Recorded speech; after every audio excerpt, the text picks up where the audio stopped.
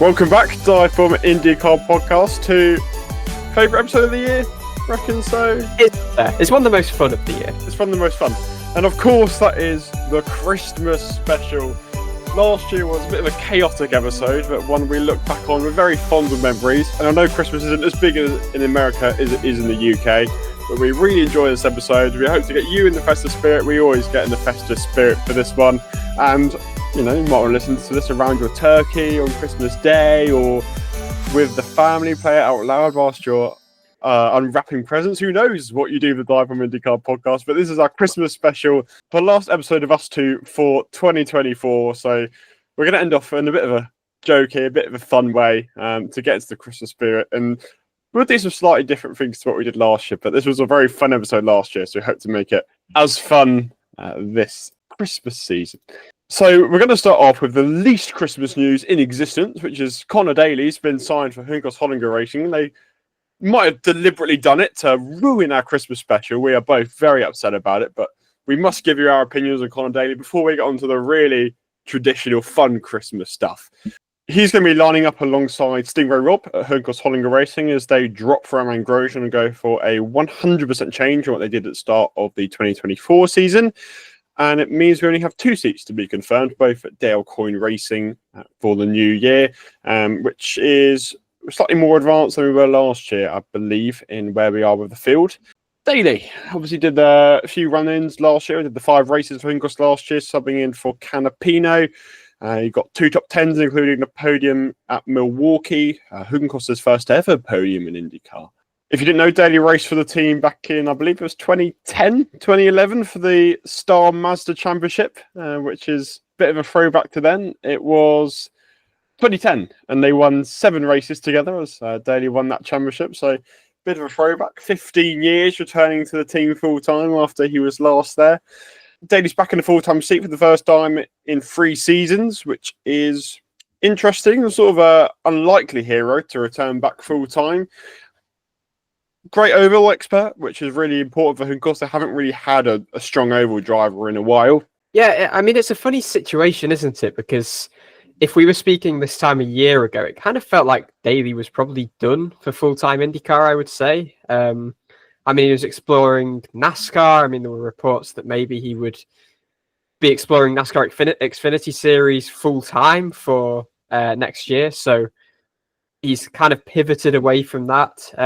It did look like, you know, maybe he would be confined to being an Indy-only entry or, you know, making the super sub appearances that he had been. But now he's forced his way back into the frame, and I guess credit to him for that.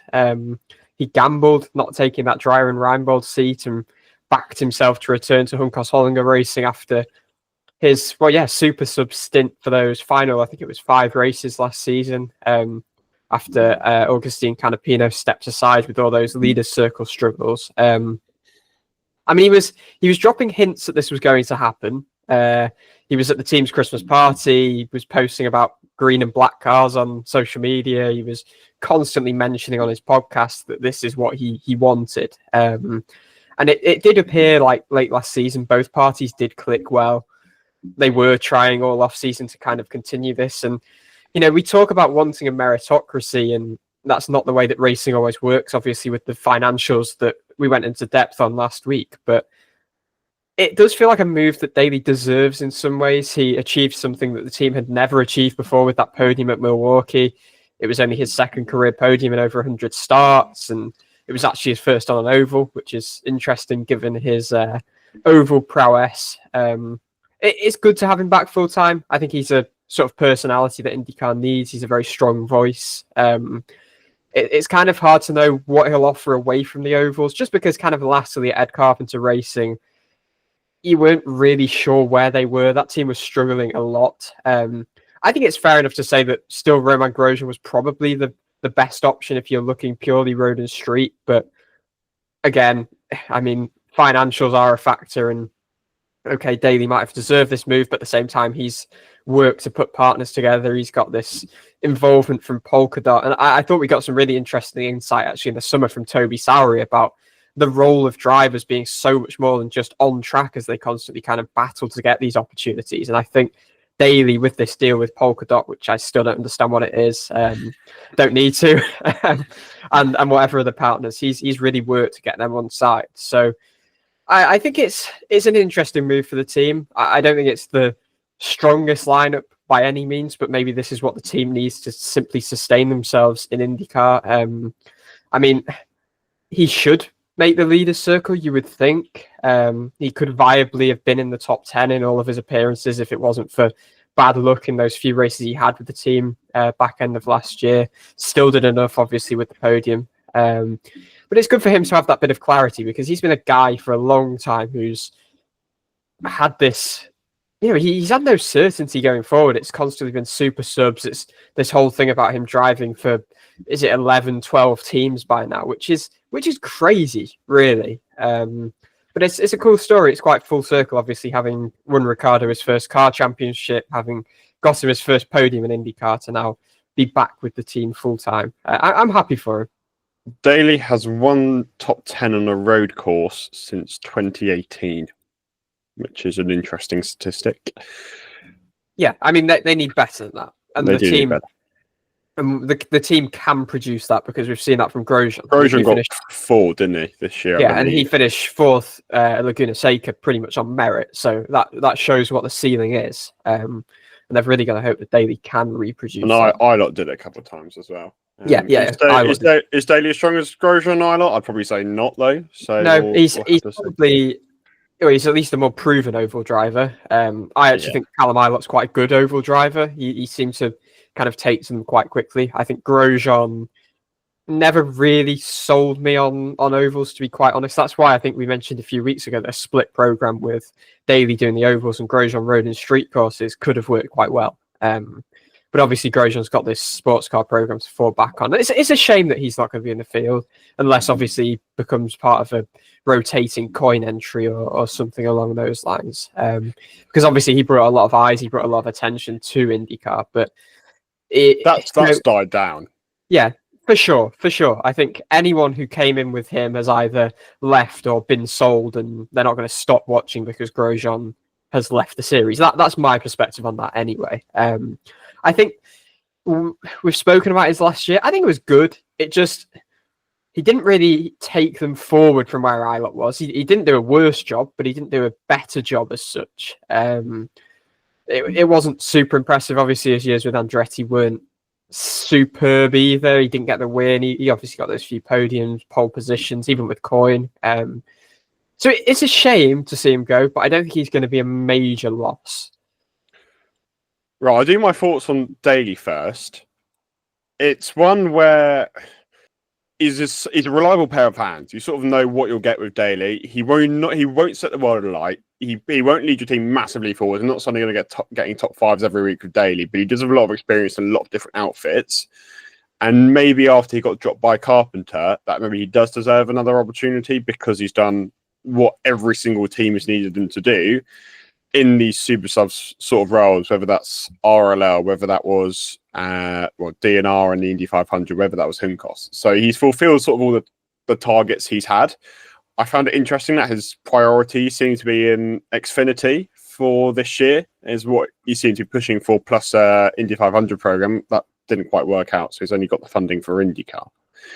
He'll be driving number 77, by the way, this season. Rob will be in the 78, I believe, just for people's knowledge. My concern with Daly, and especially alongside Rob, is it lacks ambition. Is my issue. You're not gonna go forward, I don't think, with a Rob Daly lineup, especially compared to a Grosjean Canapino lineup or an Ilott Canapino lineup. At least they had people in the team who you could see at least it's worth taking a punt on. Daly is a safe pair of hands, but Juncos aren't going to become a top team or a team with a lot of attention on them with a Daly Rob lineup. Is the problem I have there. They're both fine. I mean, Rob was only on the field because of funding. We know that. Daly's obviously had to push for funding, but I feel like if you had only a bit of funding for a second seat, why wouldn't you push for Arenas VK, or why wouldn't you push for Elias Lundqvist, who may be a more significant role as opposed to Daly? Like we've seen what VK did against Daly at Carpenter. He smashed him. So yeah, that's my issue with Daly getting a seat. I don't. It's not a discredit to Daly. I just think there's better options which Juncos could have readily had available. Yeah, I mean, there are, VK and Lundqvist, namely, are the two options out there that you would look at as being real marquee options, or even an outsider like Teo Porcher. I personally don't think this is a lack of ambition on the team's part, because I would say if it was an ideal world, they would go for a VK or a Lundqvist. I think the reality probably is that they, in order to simply be in the field with both of those cars, needed someone to bring the money for both of those entries. And I think with this polka dot deal, Daly is, he seems to have a fair amount of backing. And I listened to his podcast last week, and it was kind of a similar train of thought that this is because of the partners he's got together. And that's maybe something that a VK or a Lundqvist could not offer. So I think they've been cornered, basically, the team, into needing the funding for both of those seats, which is probably why they haven't gone for a slightly more ambitious lineup. But then you go into the circle of split entry, which could that have worked? Daly's strong point isn't a road and street course. Maybe Lundqvist or a VK as well. Southern 500 VKs isn't. I mean, VK's going to need. I mean, he could get in with Coyne, in fairness, but I mean, who's going to sign VK up to the 500? Someone's got to get him, surely. Yeah, but sure. Who? Yeah. No, you're right. And I think the split entry, I personally would have said as well, that would, if you needed the funding from Daly, have been the best idea. But maybe, obviously, we don't know what's gone on. Maybe it was a case of Daly wanted to do more than just the oval races, and if not, maybe they wouldn't have got that funding from him. So, yeah, it's very hard to say. Also, maybe the team as well. I think part of the issue with Coyne last year that we often spoke about was just, it was great, gave drivers opportunities, but that sort of instability is not good for teams at all. So it has its pros, it has its cons. I probably would have liked to have seen it, but then if you put in Daly on an oval, VK is as good as Daly on an oval, for instance, as well. So if he can get an opportunity at Coyne where he might be able to be the one driver on that team who runs the full season, then that may be preferable to him. So you'll have to see what comes of Coyne. That will probably now be in the new year, you would imagine. But Daly's got to really demolish Rob, you think? He's really got to put a statement out against Rob, in my opinion. If he wants to solidify his status as a good IndyCar driver, he needs to comfortably beat Rob, like Ferrucci has done, and like Malukas did, and the year before. So my thoughts on Grosjean. I think when he came over to IndyCar after his F1 accident, it sort of felt like a fairy tale for him, like this other opportunity which he's thriving at. And his first season at Coyne was so promising. He got the 3 podiums, and then it just fizzled out, didn't it? It didn't really improve from there. There was a lot of, obviously, him just getting randomly angry for no reason, his own personnel. Andretti just ended up being a disaster, especially towards the end of the second year. And Juncos, it did. I wouldn't say it breathed new life into him. It was better at Juncos. It felt like he was in a more comfortable environment than Juncos, but he didn't really have that sort of Coyne, all that sort of momentum he had at Coyne, and the feel-good story he had there. He was just part of the furniture, it felt like, in the field. He didn't really do too much wrong, but he had an all right season. But yeah, just didn't do enough, I think. Again, the other issue with Grosjean is maybe you'd keep him if he wasn't so expensive, but you'll be paying top dollar for Romain Grosjean, someone who doesn't bring loads of funding because of his experience. So that's the other issue you have. Maybe you would have Grosjean over Daly, but he is an expensive asset to keep hold of, which is why he's unattractive to other teams as well. And if he's not going to push Hammer and Tongs to stay as well, and he has this a very attractive sports car program with Lamborghini as well to fall back on. But I think he would have stayed. We obviously saw the comments he gave to Racer about prices and how IndyCar doesn't market well enough. He clearly is very passionate about the series and is frustrated that this is the situation, but he does have that fallback option. I quite liked those comments, actually. I think it's good that a driver's kind of speaking out like that. Maybe he did cross a line or two, but yeah, I will miss him. I will miss him in the series. It's been cool, but but I don't think we'll miss him too much. After about 5 races, we'll forget he ever raced an IndyCar, probably. You know? So, yeah. Anyway, that's the news. Daly at Juncos alongside Rob. Archie's more of a fan of the move than I am, but we'll see with due course. We'll do our predictions at the start of the season and see where they stack up. He's not last. I think he does make leader circle because I do reckon he'll beat Coins, Di Francesco, and Rob. So he'll be all right. Anyway, to the more fun stuff, which hopefully we can agree on a little bit more, is the Christmas special bits, is what I'm going to call it. Last year, we did like IndyCar names, but Christmas themed, which ended up taking up the majority of the episode. It was rather bizarre. We had some great ones. Will Snowplower lives long in the memory. I can't remember the favourite one we had last year, but Will Snowplower was my favourite. My favourite that I did was Joseph Newgarden for Christmas. Which was just terrible. I don't think it won. I think Jack Hyvee won because it mixed up with Hyvee and something else. But anyway, that was the best one of last year.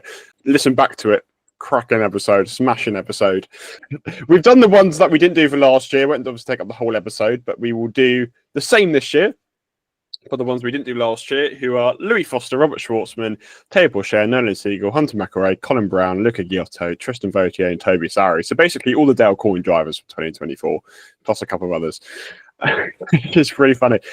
Last year we did a points tournament. Do you want to do the same again this year? How did that work? Well, whoever had the best one for each driver got a point. Okay, yeah, let's do it. Will you pick a driver to kick us off with? I've got them in order of how you listed it. So let's start with Louis Foster. Louis Froster. Louis Froster as well. That was a shoo-in. Yeah, it had to be. That was nice and easy. That was probably like the first one I got. So let's go Robert Schwartzman.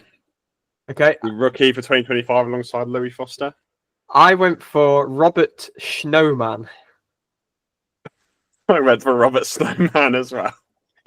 Brilliant. I've spelt it SHNOW, so it's a bit of a snowman. Right. I think that happened once last year for Santa Ino Ferrucci. It's already happened twice in the first two, so it's concerning. So still level after the first two. So we're 0-0 after the first two. Teo Porcher? Yes. Sleo Porcher. I went for Toyo Porcher. Toyo. Kind of links to his name.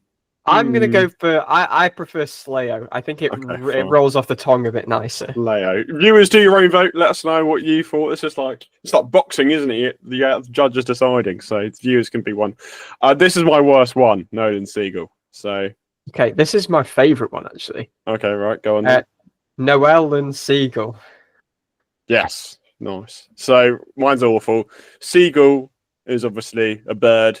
So for Nolan Turkey, just change the bird around. I do really like it. I did have that consideration. I was tempted to go for Nolan Robin because I associate robins with Christmas. You get the point. You get the point.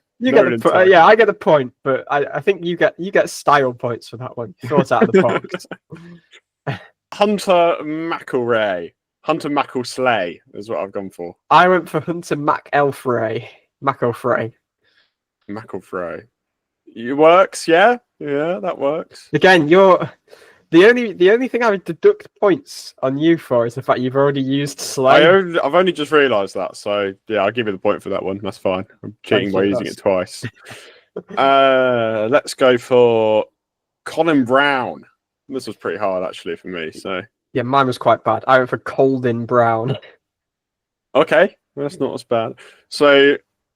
Last year, this links back to last year when I tried to do gold, frankincense, and myrrh. So we've got Colin Sense Brown. So that's mine. That's mine. Not great, but that was the last one I had. Maybe you take that one as well. Yeah, I think I will claim that one. Giotto. Luca Giotto or Luca Grotto. Not bad. Yeah, not bad. I went for Luca Giotto. Ho, ho, ho, ho, ho, ho. I do like that. I know we used that quite a lot last year. So told you use it this year, though. Let's just keep it interesting and give you the point. Fine. Was it 2-2? No. So you got the point for Sleo Porcher. I got Noel and Siegel. I think it's 3-2 to you. I think. Yes, I think you're right. Vautier. This is a hard one. Tristan Vautier. I've gone for Tristan Vautier. I've gone for Tristan Vautier. Yeah, Christmas Tristan Vautier. Okay, so it's level. It's not level, is it? I'm winning. No, to equalise with our good friend Toby Sowery. Toby Snowery or Snowery. This has been a disaster for an episode. This has been an absolute disaster. I've gone for exactly the same. So Brilliant. So we've done it 4 times out of about 9 drivers. So that was impressive. I mean, great minds think alike is the saying, but yeah, that wasn't meant to happen, viewers, but it has done. So if you've got any better, send them in. But that didn't quite go to plan. So what's the best out of the ones we had today?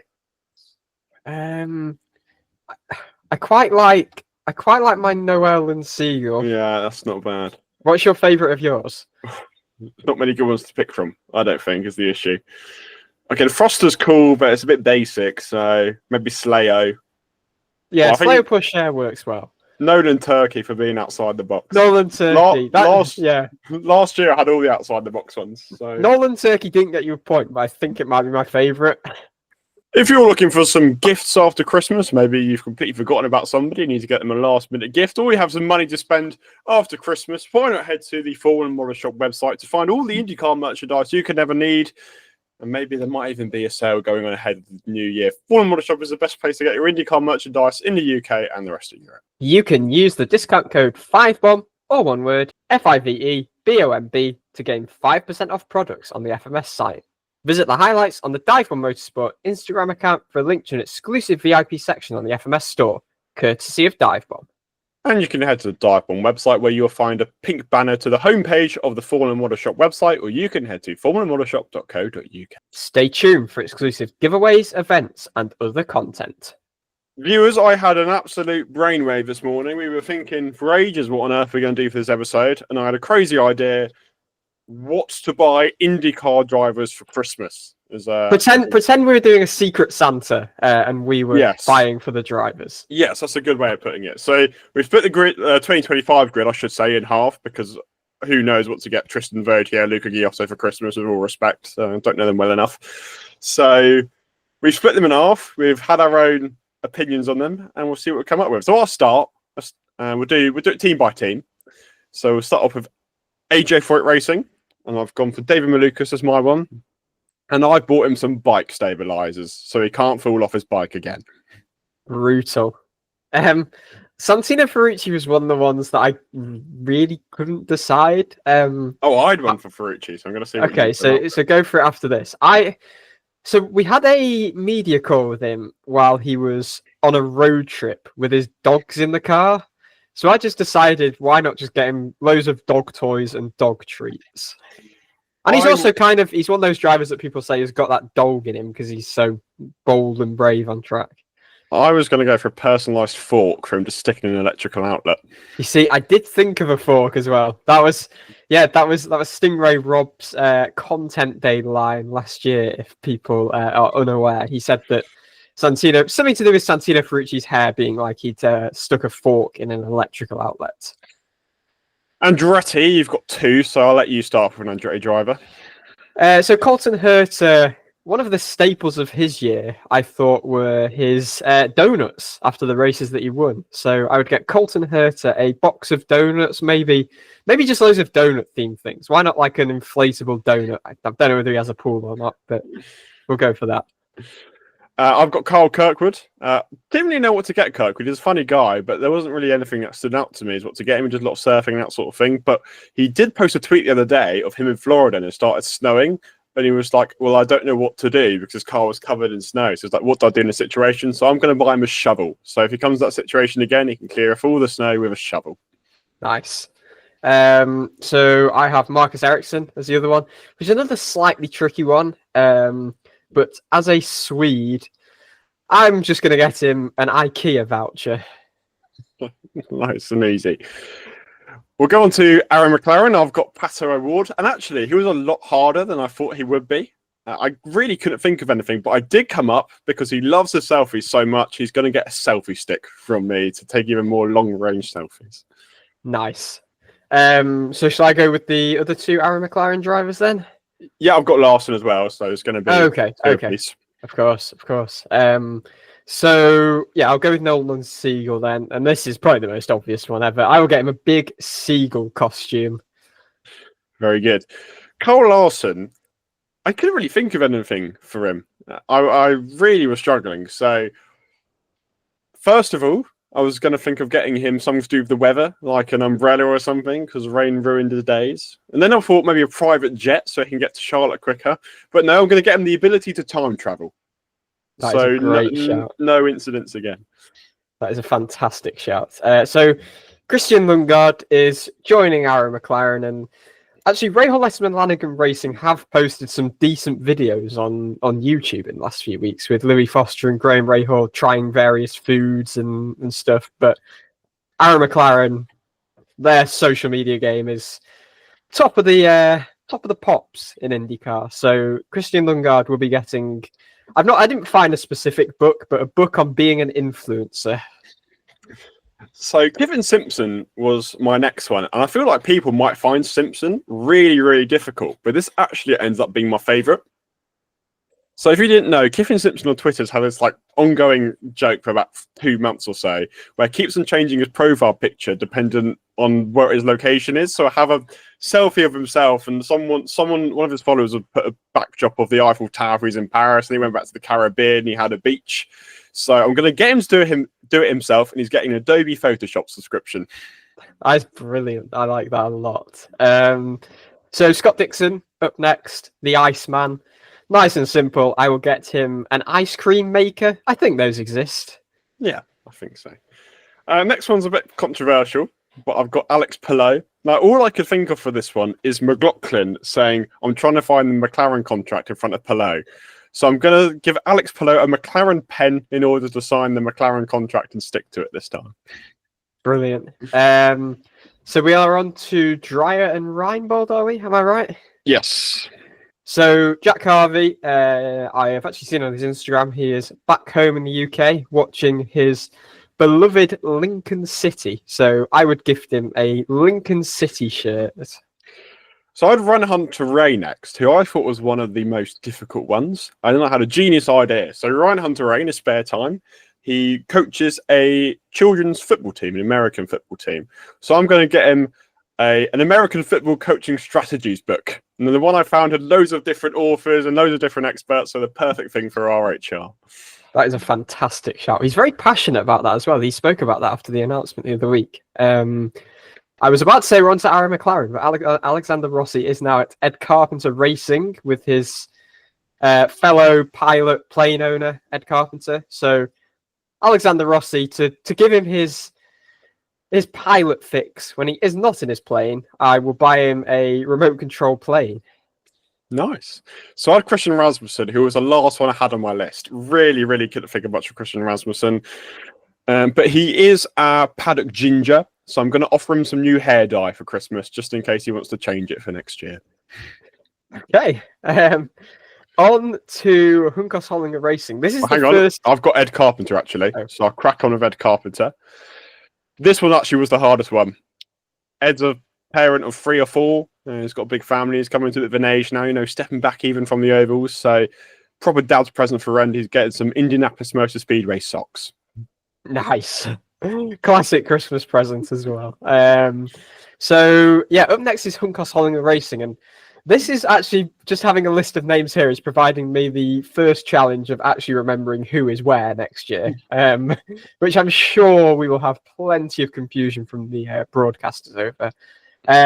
Stingray Rob, nice and simple. I will get him a Stingray Teddy or a Stingray something or other. Stingray costume, they must exist. Probably, nice and simple. That's just exactly what anyone would buy him every single year for Secret Santa. So back to Connor Daly. Now, Carl's rewinds back to the Milwaukee press conference. Him, Will Power, and Pato O'Ward were speaking about absolute nonsense, but they came up about marriage, and Will Power saying American girls love big rings or something. And now Daly is not married, so he's getting from me a big ring. Nice. For his partner or whatever. So we're now on to Meyer Shank Racing, Marcus Armstrong, newly of Meyer Shank Racing. And I've seen on his podcast, on his Instagram, he has an obsession with Hannah Montana, which is not something I'm particularly familiar with, but he'll get a vinyl of the Hannah Montana soundtrack. So I had Felix Rosenquist next. He's recently got married, so he's getting a book from me, The 7 Principles for Making Marriage Work, a practical guide from the international best-selling relationship expert. Nice. Helio Castro Neves. I think this was another shoe-in for me, actually. I got him a Spider-Man costume. I got him a Spider-Man costume, as if I've just mailed off a Spider-Man costume to Helio Castro Neves. That is my gift for him, obviously, after he climbed the fence, that iconic celebration. Robert Schwartzman, rookie to the field next year. Nice and easy. He's going to get a learner plate to stick on the back of his car, so everybody knows that he's a rookie for next season. Brilliant. And Callum Ilott is returning to the Italian team and, returning to his Italian roots, because obviously he was with the Ferrari Academy for quite a while. So he is getting a nice, stereotypical pizza oven. Fine. Some of these gifts are more expensive than others, I've realised. Yeah, I mean, me getting Carl Larson the ability to time travel is, I think, a bit more than hair dye and McLaren pen. Yeah, and I think a pizza, on a lower scale, I think a pizza oven is probably a bit more expensive than a box of donuts. Yeah, maybe. RLL next, you got one more than I do, so do you want to kick off for this one? Yeah, so I said to you off camera, Dan, that Devlin Di Francesco was one of the most difficult ones, so this is probably my most random one. He's had a year out. He might be a little bit rusty, so he's going to get some WD-40. That's funny. I've got Louis Foster, and even though being a good friend of the podcast, I don't really know what to get Louis. So the first thought was a new shelf, because he's won so many trophies this year and might need some more space. But he was sort of speaking about getting into American football a bit more, so I'd get some Indianapolis Colts tickets so he can actually get the full experience. I'd just get him loads of country music albums, because he said he doesn't really like it. Maybe that's a strategy. Graham Rahal, I've spoken about him a lot on the podcast, how much I just enjoy hearing him talk, and he could just talk for days. So I'm going to force him to make a podcast. He's going to get a podcast microphone. Joseph Newgarden, another controversial one. Not being kind to our series winners and top drivers, but over the off-season, we obviously had the push-to-pass controversy after St. Petersburg, and he thought the rule changed over the off-season, so I'm going to get him a copy of the IndyCar rulebook, which you can read up between now and March, so he's fully clarified ahead of St. Petersburg this year. Oosh. So, Scott McLaughlin, I remembered some news that I don't think we had spoken about, that he is going to be part of a Trackhouse Corvette GTD entry for the Rolex 24 Hours, Daytona 24 Hours, with Shane Van Gisbergen, Connor Zilic, and bronze AM driver Supremo Ben Keating, which is incredibly exciting. So just as a way to shoehorn a mention of that in, I'm going to get him a really crappy watch just to give him the incentive to go and win the Rolex. Fine, so the final one I had was Willpower, and this was the easiest one for me. A Flavor Flav Best Hits CD. Nice. Had to end it off. And I was thinking of getting a swear jar, but I thought Flavor Flav fits a bit nicer than that. So, yeah, that's it for the Christmas gifts. I actually quite enjoyed that. I think there were some good ones in there. What's your favourite gift you're giving to somebody? Got to be Devlin Di Francesco's WD-40, I think. Fine. I do quite like my Adobe Photoshop subscription to Kiffin Simpson. He's got 3 months to get the hang of it, so we're better for that. Right. Next idea, probably the final one we got for this episode, is a Christmas wish list. Now, Archie took this a bit more seriously than me, so I had to rein it back a little bit. So I've got 5 serious ones and 5 not so serious ones. So yeah, I kind of, mine are more serious, but I have tried to weave in some slightly less serious things to them. Is it easiest if we read out the lists separately so we don't start overlapping stuff? Yes. Do you want me to go first? Yes. Yeah. So we've done 10 wishes. And I mean, it goes without saying we want, one wish is, we want a safe and competitive year in 2025. So that's not included in my 10, but that should go without saying. So yeah, mine are a bit more serious, just stuff that I would like to see from the series. The first being successful kind of steps forward working on this new car that we spoke about last week, looking ahead to 2027, going for something that races as well as it currently does, is robust. IndyCar uses the brains that there are in the paddock, but also something that maybe does give that slight bit of wow factor. So finding that balance. The second one is for new TV partner Fox. Their promotion efforts so far, mostly kind of on their American football coverage, whether college football or the NFL, has been good, but I want them to promote the entire season. I think that's one of NBC's kind of big things they maybe didn't do as well. It was very much Indy 500 and everything else was a bit of an afterthought. So I think from Fox, I want that to change. Third is, again, this is kind of harking back a bit to the episode where we went through Zach Brown's open letter to IndyCar, but just improved marketing and I would say also storytelling of the series and the personalities, whether that's obviously putting more investment into marketing, but also whether it's pre or post race shows that have more features on drivers, just allow us to really get to know them. Fourth is a more consistent package with the hybrid system so we don't get a repeat of the great Iowa processions that we had last year. Go and listen back to episode 62, possibly, I think it was, the Great Iowa Procession, where we recapped that rather awful weekend of races. Then fifth one, I would love to see some new race winners in 2025. I would love to see a really random winner as well. Who? Name one. You have to name one now. Stingray Rob was the one that came to mind. Well, that is random. Jeez. Yeah, Stingray Rob was the one that came to mind. Or a new champion as well, which kind of lends into my sixth one as well. Which is I really hope Colton Herta achieves his super license and has the opportunity to move to F1 with Cadillac.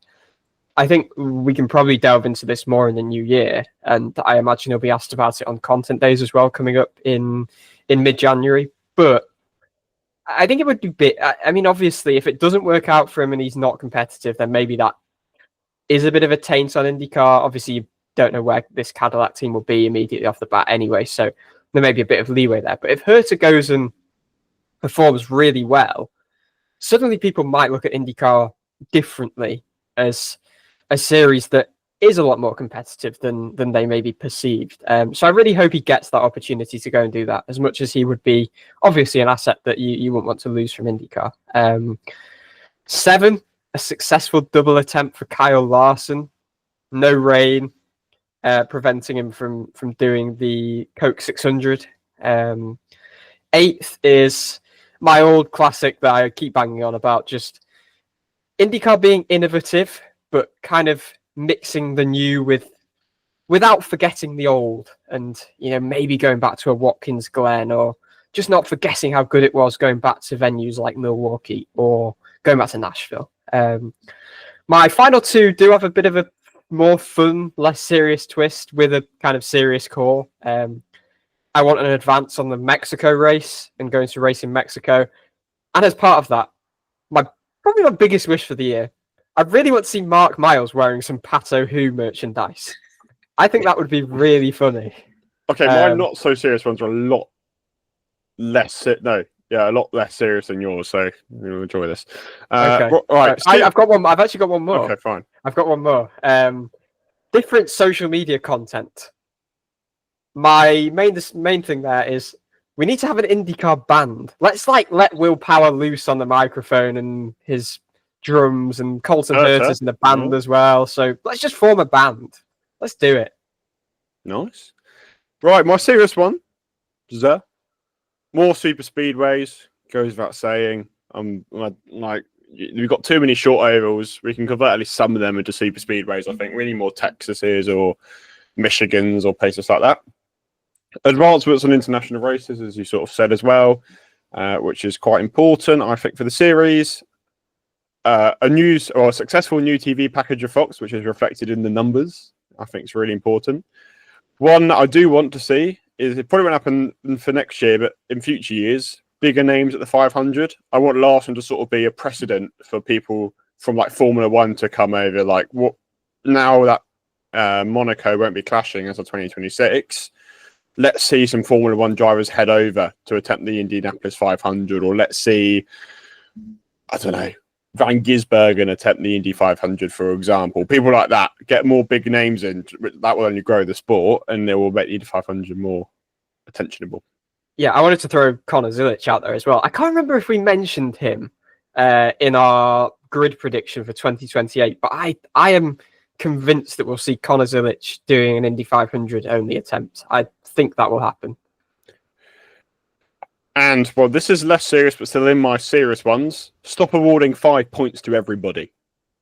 Because it's a stupid rule, because we get to the championship and here's McLaughlin who's taking pictures of all the trophies, even though he needs Pelot to see the green flag. So 26th and 27th and beyond, 0 points from now onwards, please.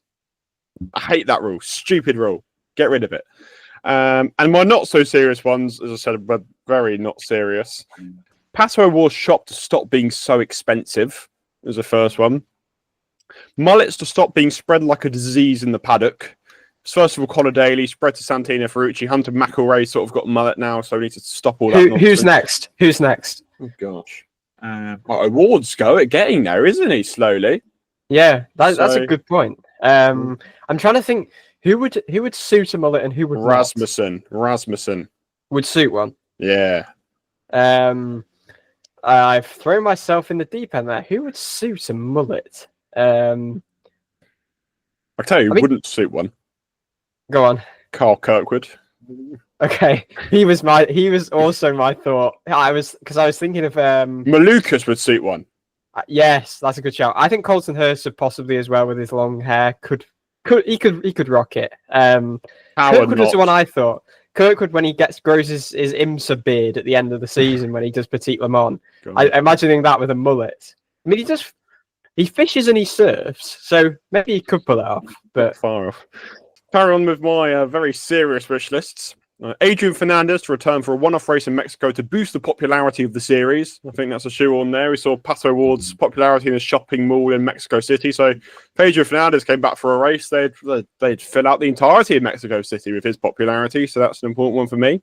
Nice. Ryan Hunter Race Children to continue to collect more Indianapolis air, but start selling it globally, I think is an important one for me. So if you didn't know this, there's a story going around last year. Ryan Hunter Race Children got a jar, filled it up with the air of Indianapolis because it's like such a magical place and have kept it.